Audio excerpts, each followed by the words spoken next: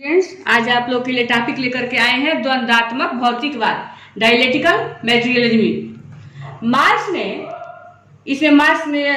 Hegel के द्वंद्वात्मक आत्मवाद को समझाया है। इसमें मार्क्स का द्वंद्वात्मक भौतिकवाद को हम जानेंगे। मार्क्स ने हीगल के द्वंद्वात्मक आत्मवाद को अस्वीकार करते हुए अपने दर्शन को द्वंद्वात्मक भौतिकवाद पर आधारित किया। हीगल के मत में भौतिक वस्तुएं, प्रकृति आदि आत्मा के विकार अर्थात उससे उत्पन्न है, पर मार्क्स के विचार से जिसे हम आत्मा, मन अथवा मस्तिष्क कहते हैं, यह भौतिक शरीर से उत्पन्न वस्तु है। ठीक वैसे ही जैसे घड़ी के पुर्जों को एक निश्चित क्रम से संयुक्त कर देने पर उनमें गति उत्पन्न हो जाती है। अतः स्पष्ट है कि मार्क्स का दर्शन हीगल के दर्शन का एक विपरीत रूप है। अपने अमर ग्रंथ कैपिटल की भूमिका में कार्ल मार्क्स ने स्वयं लिखा है, मैंने हीगल के द्वंद्ववाद को सिर, मस्तिष्क, आत्मा के बल खड़ा पाया। मैंने उसे पैरों के बल, पृथ्वी पर, भौतिकता के आधार पर खड़ा कर दिया। यदि आप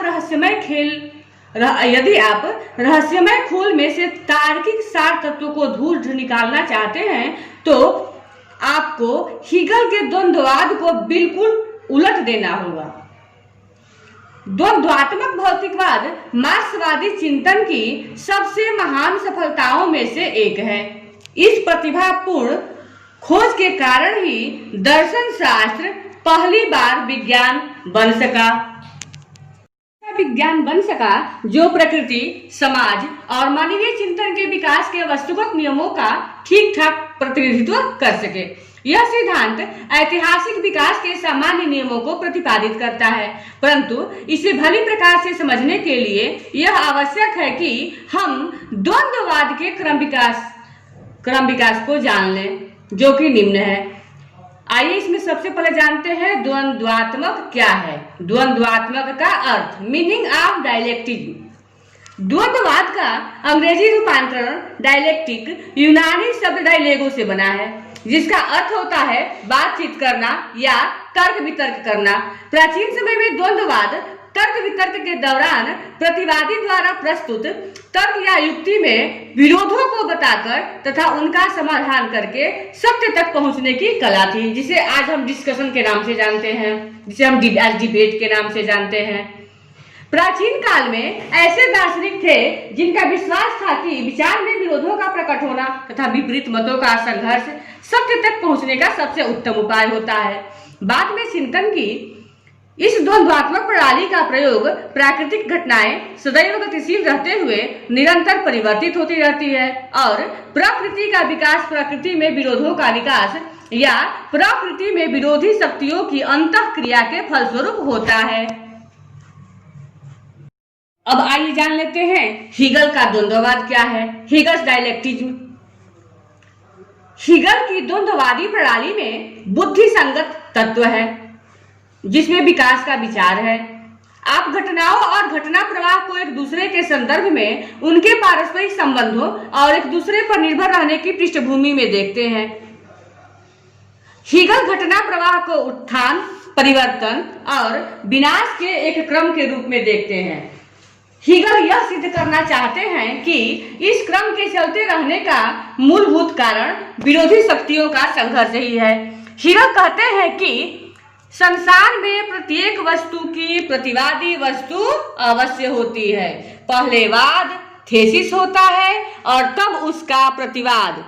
इन दोनों के संघर्ष से एक तीसरी वस्तु उत्पन्न होती है जिसे संवाद कहते हैं। इस संवाद में वाद और प्रतिवाद दोनों की ही विशेषताओं का समावेश होता है। समावेश के साथ साथ यह दोनों से अधिक उत्तम भी होता है।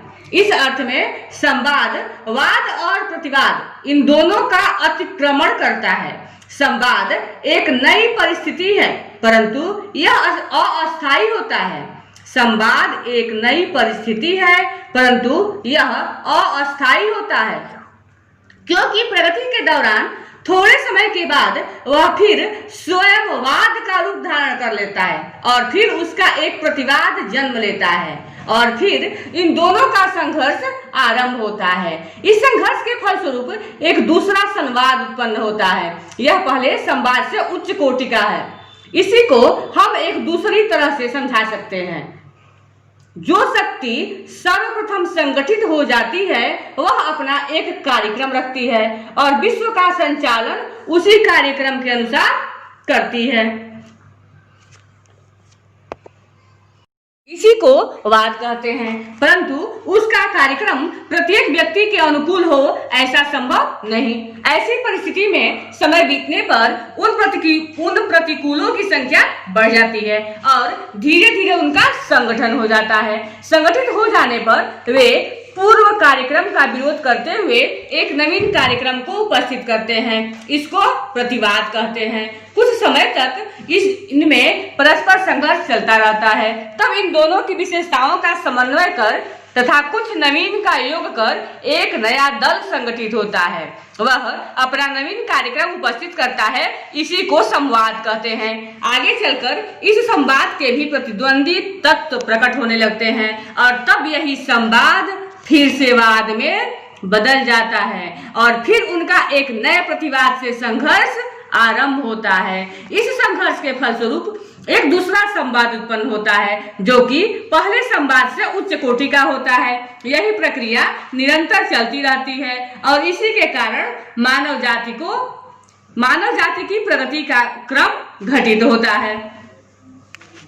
हीगल के उपरांत द्वंद्ववाद के विपरीत तात्विक मेटाफिजिकली विचार प्रणाली जो कि हीगल के पहले प्रचलित थी, विश्व को ऐसी वस्तुओं और घटना प्रवाहों का एक आकस्मिक संग्रह मानती थी जो एक दूसरे से बिल्कुल अलग अलग, अपरिवर्तनशील और चिरंतन हो। इसलिए तात्विक विचारधारा की तुलना में हीगल की द्वंद्वात्मक प्रणाली प्रगतिशील है, लेकिन हीगल की दार्शनिक प्रणाली आत्मवादी, आदर्शवादी या भाववादी है। हीगल का विश्वास है कि प्रकृति और समाज का विकास निरपेक्ष विचार से ही शासित होता है। हीगल ने प्रत्येक चीज को उलट पुलट दिया है। यथार्थ विकास के स्थान पर विचार के आत्म विकास को और वस्तुओं के द्वंद्ववाद के स्थान पर विचारों के द्वंद्ववाद को बिठा दिया है। मार्क्स ने इन कमियों को दूर किया है। जिस अगले टॉपिक में हम लेकर के आएंगे, आप लोगों के लिए लेकर के आएंगे कार्ल मार्क्स का द्वंद्वात्मक भौतिकवाद। अगले टॉपिक देखने के लिए आप लोग तैयार रहिएगा। तब तक के लिए धन्यवाद।